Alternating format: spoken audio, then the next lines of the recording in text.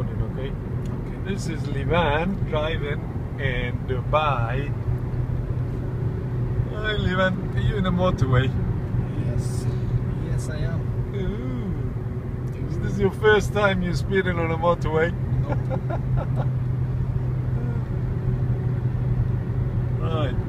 What do you think of this? It's boring. It's actually Driving. boring. I'm just driving straight all day. What speed are you doing? The speed I'm doing is 100 kilometers. Wow. Which is so was it 70? I'm doing.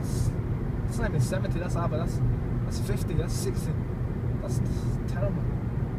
Well, that's It's terrible. that's good for a learner. You're still a I'm not a learner. learner. I've got my license. I've got a pink card now. Got to know. You're still a learner, even though you passed. I passed 4 minors. I mean, if I got 10 minors, I'll be still a learner. I got 4 minors. You did well. I didn't pass first time. Didn't you? Nope. I'm more of a practical guy. There's Dubai and Arabic road signs. Where's the big tall building? We go past. Did we go past it? Okay. I'm gonna stop now.